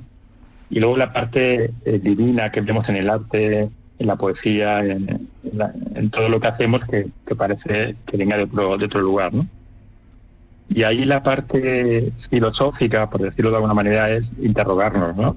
Si hubo ese momento híbrido en el que los dioses se mezclaron con los seres humanos, ¿por qué la humanidad al final se ha desarrollado de esta manera, ¿no? Es como si, siguiendo la tradición y el mito, es como si los hijos de Caín hubieran vencido a los hijos de Set, ¿no? Ya. ¿De alguna manera fueron nuestros creadores o no tiene nada que ver? ¿Perdona? ¿Fueron nuestros creadores estos vigilantes o no tiene nada que ver? En la tradición sumeria da a entender que sí, que son los dioses del cielo fueron los que nos crearon, ¿no? Ten en cuenta que el ser humano, a medida que va creciendo como en su conciencia o autoconciencia, primero pasa por fases donde los dioses que están en la naturaleza, ¿no? Son los dioses de la tierra, del trueno, son las religiones animistas, ¿no? Luego, cuando el ser humano empieza a elevar su conciencia, empieza a mirar al cielo y atribuye la creación del ser humano a los dioses que vienen de las estrellas, ¿no? Ahí hay un cambio de paradigma en la raza humana, ¿no? Y pasamos de los dioses naturales a los dioses celestiales, ¿no? Y bueno, todos los mitos, a partir de los libros, de las religiones del libro, se basan en los dioses que vienen del cielo, ¿no? Con diferentes formas, nombres y formatos. ¿Eso de alguna manera podían ser nuestros orígenes olvidados? Bueno, la tradición esotérica y la tradición espiritual habla de que nuestros orígenes son extraterrestres, ¿no? O sea, que son fuera de la Tierra, ¿no? Que la Tierra es una especie de hogar o de escuela donde hemos venido a aprender lo que tengamos que aprender como seres humanos o como seres sintientes, pero que nuestro origen realmente es celestial, ¿no? En el libro, ¿no?, que se dice que estos vigilantes se marcharon o siguen estando aquí entre nosotros. Bueno, el libro de Enoch lo que hace, Enoch intenta mediar entre el cielo y la tierra, ¿no? Intenta mediar entre los dioses o Dios y los vigilantes, ¿no? Porque de alguna manera los vigilantes se arrepienten y quieren como volver otra vez a su origen y al cielo, y piden por favor que Enoch intervenga para que Dios sea misericordioso con ellos, ¿no? Pero Dios, muy enfadado por lo que ha ocurrido, decide que no, que lo mejor es aniquilarlos y que desaparezcan, ¿no? De ahí el mito del diluvio. Pero se salvó Noé y se salvaron unos cuantos y volvió a reproducirse la raza, ¿no? Se salvó Noé y aquí estamos según la tradición. Bueno, mejor dicho, según las tradiciones, porque el diluvio es universal, aparece en casi todas las culturas. O sea que algún diluvio tuvo que haber o algo tuvo que pasar y bueno, aquí estamos como raza humana. Ya. No habla de Jesucristo, ¿no? No, porque supuestamente no es del Antiguo Testamento. Ya. Vale, pero vale. sí que habla del Hijo del Hombre y del Mesías. O sea, sí que da indicios en varios, sobre todo en el libro de las parábolas, en los capítulos del 37 al 71, sí que da a entender de que vendrá un Mesías y vendrá un Hijo del Hombre que vendrá a redimir la tierra, ¿no? Vale. Ya casi terminando, evidentemente la Iglesia oficial no lo ha aceptado y lo tienen ahí apartado todo esto, ¿no? Sí, esto es un libro, como decíamos al principio, un libro apócrifo, un libro maldito, como tantos otros, ¿no? Porque no es el único, ¿no? Hay muchos libros que no han sido aceptados en el canon eclesiástico. Y bueno, leyendo el libro pues te das cuenta de que no encaja muy enteramente en todo lo que es la tradición ortodoxa, católica y apostólica romana, ¿no? Quizás que nos hayan ocultado muchas cosas que no nos han querido contar. Bueno, es evidente que hay muchas cosas que no sabemos, hay muchas cosas que tampoco sabemos preguntar, ¿no? Si no lees el libro de Enoch, no lees tantos libros que existen hoy en día y que por suerte tenemos acceso a ellos, no te hacen las preguntas convenientes sobre cuestiones importantes, ¿no? La gestión del misterio de la propia vida, de la propia conciencia, del propio ser humano, son cuestiones que desde siempre hemos tenido ahí, ¿no? Y antiguamente pues eran los iniciados los que tenían el conocimiento sobre esas cuestiones y esas respuestas a esas preguntas, y hoy en día por suerte pues no hace falta ser un iniciado, simplemente hace falta abrir un poco la mente y abrir un poco los ojos y empezar a cuestionar las cosas.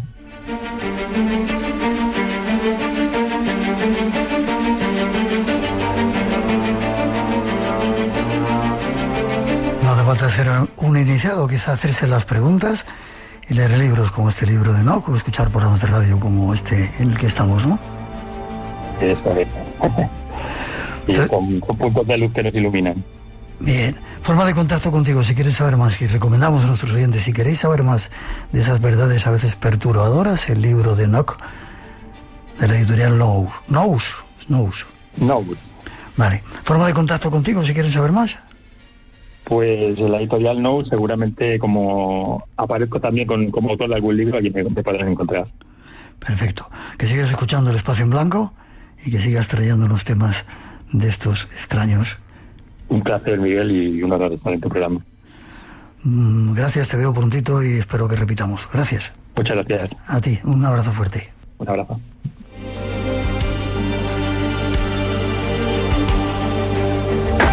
Radio Nacional de España, la radio por delante.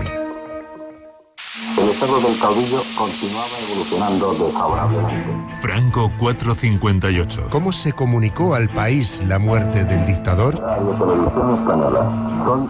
¿Y qué papel jugó Radio Nacional de España en la madrugada del 20 de noviembre de 1975? Médico de la enfermedad de su excelencia Franco 458.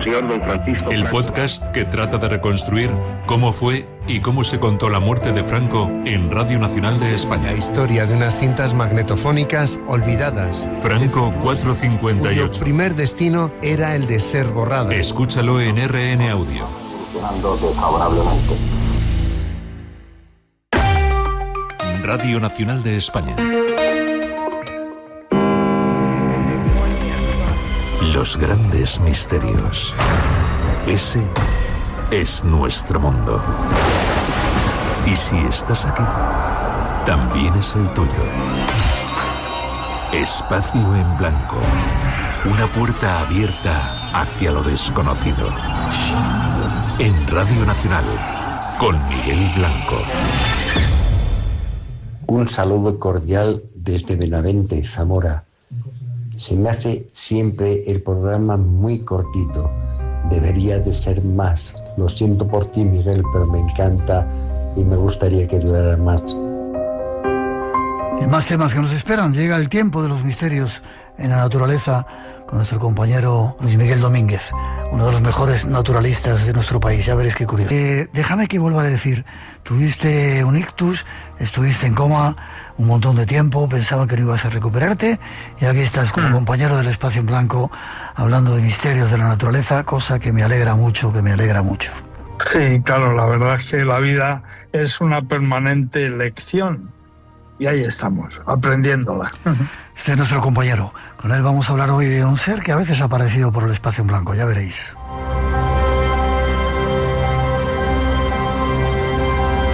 Tú como naturalista, Luismi, ¿crees en la existencia que pueda existir el Yeti, el Pies Grandes, el Sasquatch?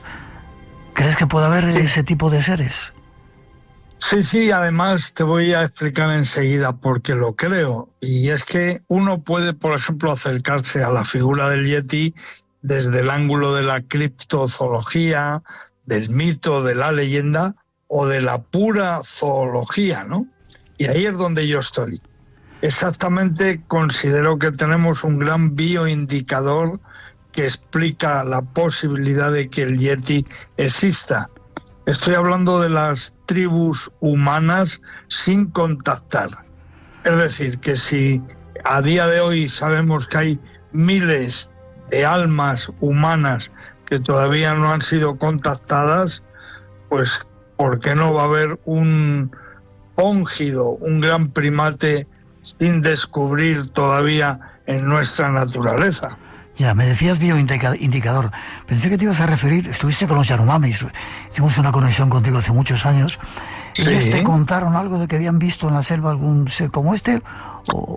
Sí, la verdad es que, vamos, en el sentido siguiente, yo he tenido varias experiencias y muy distantes unas de otras en la geografía.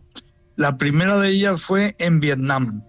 Yo desarrollé en el año 96 una expedición en busca del Yeti en Vietnam. En Vietnam al Yeti se le llama Uoi y es un ser del que todo el mundo habla con una naturalidad impresionante. Se encuentra en la provincia de Kon Tum y en una cordillera montañosa que se llama Ngoc Linh. Ahí es donde habita. He de recordar, Miguel, y creo que esta noche es importante que lo hagamos, que la palabra orangután en lengua malaya quiere decir persona de la selva. Persona de la selva, orang-után. Entonces el orangután, que consideramos que evidentemente existe, obviamente, pues pudiera, ¿por qué no?, ser el gran protagonista de esta historia. A mí, de hecho, cuando se me pregunta, ¿vas a hablar del abominable hombre de las nieves? Yo digo, no, voy a hablar del adorable hombre de la selva.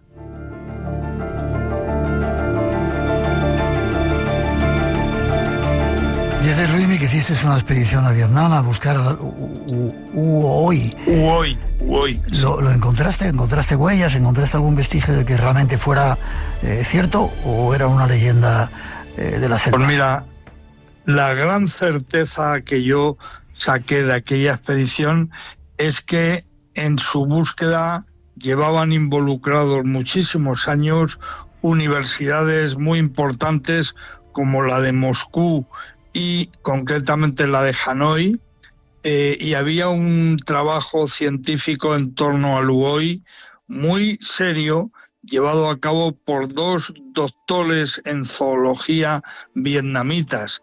Ambos han fallecido ya, el profesor Bo Quy y el profesor Viet. Ellos dos eran grandes investigadores de este ser y ciertamente me dieron las pistas para ir al lugar exacto, y efectivamente me costó mucho, fue una expedición durísima y llegamos a la falda del monte Ngoc Linh, donde todas las personas del campo que vivían allí habían tenido encuentros con este ser, sin duda. ¿Viste huellas? ¿Viste algún tipo de restos? Sí. Filmé para la televisión española en mi serie Vietnam, Vida tras la muerte. filmé las huellas del Luoy y toda la pesquisa que desarrollé al respecto. Por ejemplo, es muy curioso, pero allí se habla de él como un ser que va en grupo. O sea, la idea del abominable hombre de las nieves es una chorrada por varias cuestiones. Primero, porque ¿qué hace un único individuo de cualquier especie en el planeta durante siglos? ¿Qué hace? ¿Cómo va esa especie a subsistir si no hay más individuos, más ejemplares? Entonces, el Luoy en Vietnam, por ejemplo, se habla de grupos familiares con hembras y crías, y se habla siempre de una lógica, y es que la especie, para empezar, viva en un contexto ecológico que tenga lógica. Yeah. Es decir, lo que realmente es ilógico es que el Yeti o el Bigfoot, por ejemplo, habiten en zonas de nieves perpetuas, ¿no? ¿De qué se van a alimentar? ¿Cómo van a vivir? Yeah. A mí me parece mucho más lógico una selva para esa existencia, está claro. ¿Te contaban cómo era, qué apariencia tenía? ¿Cuánto medía? Si tenía, Sí. ¿Era peludo? Siempre olían muy fuerte, pelo largo siempre, y curiosamente las huellas en el camino, en las trillas o trochas de la selva, las huellas siempre eran engañosas. Ellos me lo dibujaban en mi cuaderno, me decían que estos seres caminan al revés, es decir, que tienen los pies puestos en dirección contraria a la dirección de la marcha, y de esa manera cada vez que tú ves su huella, evidentemente te equivoca. Pero no eran agresivos para nada, y formaban parte de la familia, digamos. Eran unos seres muy reconocidos y queridos en la provincia de Kon Tum, en Vietnam.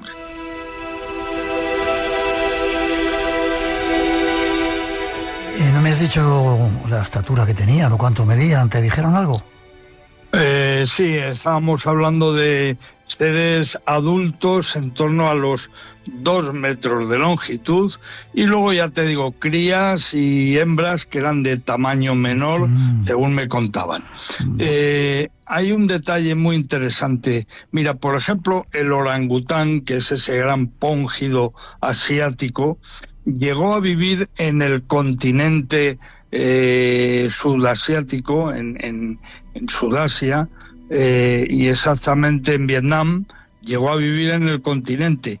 Hoy ya no, hoy solamente lo tenemos en Sumatra y en Borneo. Pero indudablemente aparecen todos los años fósiles y fósiles en el sudeste asiático de orangután, huesos fosilizados. ¿Por qué no imaginar que ha quedado un reducto poblacional de orangután en el continente? ¿Por qué no pensar que pudiera todavía estar viviendo el orangután en Vietnam? Y esta es la cuestión que a mí me hizo ir allí, buscarlo, y volvería cuantas veces pudiera. Porque además Vietnam es un país muy interesante en el sentido de que se han encontrado especies muy recientemente, como el buey de Bucuán, un gran antílope que pesa casi 1000 kilos y que fue descubierto en aquel año en el que yo estuve allí, en el año 96, o sea, antes de ayer. De manera que si un antílope grande ha sido visto por primera vez recientemente, ¿por qué no pensar que un primate o un homínido o una forma humana no evolucionada, como decía el profesor Bocuí, ¿por qué no va a aparecer? ¿Quién lo sabe eso, no? Casi terminando, Luismi. ¿Puede estar en otros continentes? Se habla de ellos en América, tanto en América del Norte como en América del Sur, e incluso en nuestro país, en las montañas, hay frontera con Francia, los Pirineos, también se encuentran con estos seres raros. Sí, la verdad es que forma ya parte del elenco habitual de diferentes biomas boscosos y selváticos. Y evidentemente, por ejemplo, en Amazonia no he conseguido jamás encontrarme a alguien con algún testimonio acerca de esta criatura. Pero, por ejemplo, en África, sí, en el África profunda, en lo que llamaba Stanley el África tenebrosa, por ejemplo, en el Congo, sí que encontramos un animal o una persona, ya te digo, realmente sin contactar y con una presencia bastante fascinante, ¿no? ¿Cómo debería, ya para terminar, hacer la ciencia? Porque muchos científicos les dices el Bigfoot, el Sasquatch, y te dicen, va, tonterías. Creo que deberían de tener, como tú, quizá una mente mucho más abierta para ver e investigar. Y te apunto, César Pérez de Tudela, el famoso alpinista español que estuvo en nuestro programa, dijo que se había encontrado con él en una de sus aventuras en Asia. Por supuesto, sí, César tuvo esa experiencia y yo abrazo cualquier comentario al respecto, porque indica que la ciencia está en la posición en la que debe estar, que es siempre con la puerta abierta. ¿Por qué cerrar puertas? ¿Por qué? Yo ya te digo, los bioindicadores nos marcan el camino. Si hay todavía decenas de miles de personas sin contactar, de pueblos de cazadores-recolectores que no han sido contactados, ¿por qué no vamos a imaginar que existe una especie o subespecie posible del actual orangután en esa zona del sudeste asiático? Miguel Domínguez, lo que queremos es reconocerlo, aprender de los misterios de la naturaleza y defenderla. Luismi, gracias. Forma de contacto contigo si quieren saber algo más. Pues sí, bueno, en todas las redes sociales ahí estoy como LM Domínguez o también Domínguez LM. Y luego a través de mi correo electrónico, que es lmdomínguez@gmail.com. Como siempre, Luis, un placer tenerte en el programa. Cuídate mucho. Oye, gracias, Miguel. Siempre a ti. Seguimos explorando más este mundo de la naturaleza a tu lado. Besos. Gracias. Espacio en Blanco, con Miguel Blanco. El tiempo de misterios en Radio Nacional. Y más compañeros que llegan al programa. Nos gustan sustos, con eso vamos, sustos para este tiempo final del Espacio en Blanco en este primer programa del 2026.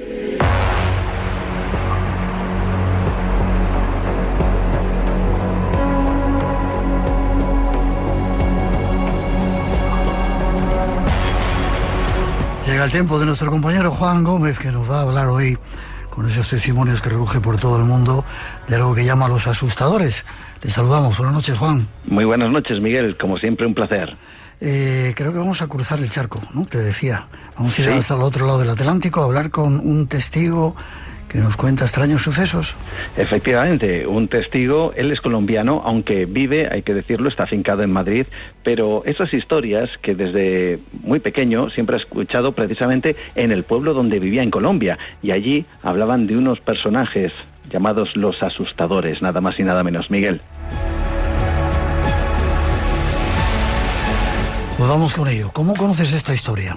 Pues mira, la conocí precisamente, si existe algo que podríamos calificar como casual, esto es una auténtica casualidad, ¿no? Mientras me dirigía nada más y nada menos que a los estudios ahí en Radio Nacional para estar con vosotros, ¿no? Para hacer el Espacio en Blanco.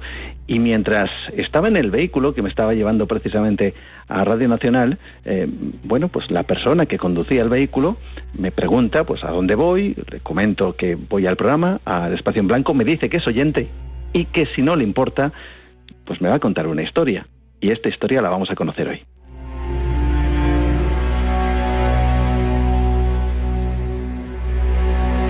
¿Por qué los asustadores? Daban susto, supongo, claro. Claro, efectivamente. Lo que pasa es que los asustadores, ahora vamos a descubrirlo, bueno, es como una especie de collage, ¿no? De cajón desastre, en donde se vinculan criaturas extrañas, donde se vincula evidentemente también los espíritus, los fantasmas, ¿no? Que denominamos de aquellos que han fallecido. Él en concreto, nuestro protagonista, lo vincula más en este segundo aspecto. Pero si te parece, vamos con una primera experiencia. Como digo, él vive en Colombia, él está en su casa con su hija y, bueno, tiene una costumbre que ha heredado, digamos, de su vida con su madre, y era cerrar la puerta de la habitación. Bueno, pues estando con su hija, están en la habitación y él tiene la costumbre de cerrar la puerta. Sabe que está solo en casa hasta que algo sucede, algo que nos cuenta de esta manera. Entonces siempre me acostumbré más que todo por ella. Y entonces yo veo que me la hacen a la puerta así, sí, como si alguien me la estuviera tratando de abrir. Y entonces se despertó mi hija y mi hija me dice, papá, ¿eso qué es? ¿Eso qué es? Y yo le digo, yo no sé. Y me dice, estoy asustada. Sal y mira. Y le digo yo, pues si yo también estoy igual de asustado, ven, abrázame. Y me abrazó y yo no salí. O sea, yo no supe si fue alguien vivo o qué pasó, pero el susto no me lo quitó nadie. Menos mal que se reía con el susto. Sí, pero fíjate la escena. Estaba padre, él y su hija abrazados en la habitación mientras algo movía la manecilla de la puerta desde el otro lado, ¿no? Pero estaban solos. ¿Cuál es la historia de la casa donde estaban? Bueno, pues yo le pregunto efectivamente si quizá hubiera algún tipo de cuestión, y aquí me habla ya de los asustadores, pero que en esta ocasión lo une a un hecho tremendo y trágico ocurrido en ese lugar. Un hecho que, caray, Miguel, es que pone los pelos de punta, porque también es una realidad en Colombia. Él me lo decía, es crudo, yo lo sé, pero es una realidad. Vamos a escucharlo. La dueña de la casa la descuartizaron. Era una casa muy bonita. El hijo le mandó a hacer la casa a ella, porque el hijo era un narcotraficante. Entonces el hijo le mandó a hacer una casa muy bonita, en mármol, con escaleras en madera y todo eso. Y como él se perdió, o sea, él se desapareció porque tenía enemigos, y dicen que apareciera, le mataron a la mamá. Le mataron a la mamá y ella, decían que ella era la que asustaba ahí, porque ella como que estaba aferrada a esa casa. La descuartizaron y la llevaron a la casa ya descuartizada. Wow, esas cosas que suceden a veces en este mundo nuestro. Por desgracia. Tremendo. ¿Y había un amigo suyo que andaba por ahí también? Sí, había un amigo suyo. Ten en cuenta que, fíjate, él ya ha nombrado esa palabra, asustaba. Son asustadores, ¿no? Que se quedan en la casa y lo que hacen es eso, ¿no? Hacer acto de presencia. Y fíjate, la historia que tiene que ver con esa casa y con un amigo suyo tiene una base similar. Estamos hablando de alguien que, bueno, por desgracia, tiene la triste experiencia de que su madre fallece y unos pocos días después celebra su cumpleaños. Imagínate, ¿no? Ese trauma casi, o esa mezcla de sentimientos tan increíbles. Los amigos le dicen, oye, mira, tienes que celebrar tu cumpleaños, tienes que intentar animarte, y eso es lo que finalmente decide hacer. Así que se van a esa casa, realizan una fiesta y se hacen una fotografía, como nos podemos hacer cualquiera en el grupo donde se está celebrando ese cumpleaños. Solo que en ese grupo había algo más, Miguel. Y resulta que le tomaron la foto, al día del cumpleaños tomaron la foto, cuando en la foto aparece la sombra de la mamá por detrás. La sombra, o sea, como la figura de la madre, atrás de la foto. Y se ve la foto. En la foto se ve la figura de la madre. O sea, no se ve la persona física, pero sí se ve como una sombra. La asustadora, la dueña de la casa que aparecía allí también. ¡Wow! Es corriente que en estos sitios los abuelos que cuenten historias de estos que llaman asustadores, ¿no? Sí, porque son historias muy antiguas, son historias que vienen casi desde la misma noche de los tiempos y que han ido pasando casi de generación en generación, y mucho a través de la tradición oral.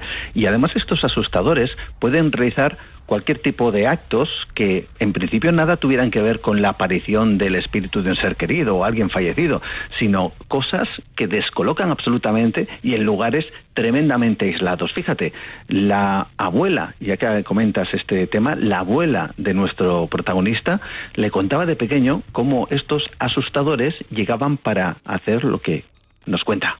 Mi abuela nos metía mucho y en realidad, o sea, era para tener miedo porque a ellas sí las asustaban porque ellas vivían digámoslo así, ellas vivían en el campo. Vivían por ahí en una finca y las asustaban. Ellas contaban que cuando ellas se despertaban muchas veces los caballos amanecían con trenzas. Ella les daba temor porque ella decía, bueno, ¿y quién les hizo las trenzas a los caballos? O sea, acostaban normales con todos, digamos a las 10 de la noche y a las 6 que se levantaban a ordeñar las vacas estaban los caballos con trenzas. Te preguntaría a quién hacía las trenzas, pero lo dejo. Tenemos un ruido ahí de fondo porque has tenido que aprovechar la entrevista mientras estabas viajando. En otras casas también del lugar pasaban cosas como estas, ¿había asustadores? Sí, había asustadores, pero también una vez más nos vamos a la tragedia y a lo que probablemente esa tragedia, según nuestro protagonista, pudo dejar en otra casa. Una casa donde vive una pareja, el policía.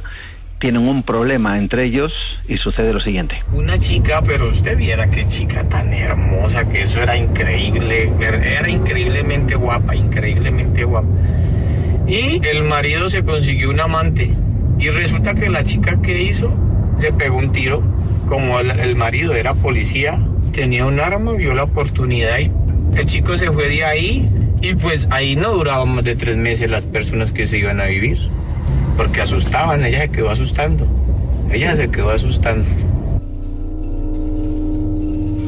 Es decir, el espíritu de esa mujer que se había suicidado, se había quedado ahí asustando. Y un familiar suyo se quedó en la casa y le pasaban cosas. Claro, esa casa queda vacía debido a esta circunstancia. Finalmente el hombre, la pareja, el policía, la tiene que abandonar. Y bueno, en estos pueblos, pues para que las casas no sean asaltadas, muchas veces se pide a los vecinos pues que se encarguen de cuidar, de vigilar esas casas, incluso de permitirles entrar a vivir allí si fuera necesario para evitar precisamente esos mismos asaltos. Bien, pues es el tío de nuestro protagonista quien es el encargado de cuidar esa casa, vigilar. Hay un momento determinado en donde está esperando la visita de unos amigos llaman a la puerta, él abre y esos amigos le cuentan que han visto algo en el jardín extraño. El tío mío estaba cuidando esa casa y una vez fueron a tocar ahí y él dejaba la puerta entreabierta y le preguntaron, ve, mira que vinimos a buscarte y habían unas niñas jugando ahí en el patio. Y lo mismo, las niñas habían muerto hacía ya años, imagínate. Como te digo. Wow. ¿Y a qué conclusión nos llegaron? ¿O llegan con todas esas experiencias de los asustadores que estaban viviendo? Pues estos asustadores, ¿no? Estos seres extraños que muchas veces, como hemos comprobado, están vinculados a eso, ¿no? A espíritus de personas fallecidas que se quedan anclados en una casa. Él lo tenía muy claro y lo tiene muy claro. Cree que a veces la materia ancla demasiado al espíritu y ese espíritu no puede descansar y por lo tanto no se marcha, no se aleja de ese lugar. Pero al mismo tiempo, él plantea la duda de si estas cosas hay que contarlas de manera realmente abierta o no. Él nos ha permitido contarlo, él nos permitió recoger su testimonio, pero al mismo tiempo él cree que, bueno, mejor lo escuchamos. Para la tranquilidad emocional de uno, porque uno empieza como con ese temor, uy, ¿qué pasará? Uy, que me va a salir algo por acá, o yo pienso que eso es llamar el mal, porque muchas veces yo creo que la mente es algo tan maravilloso y tan fácil de engañar.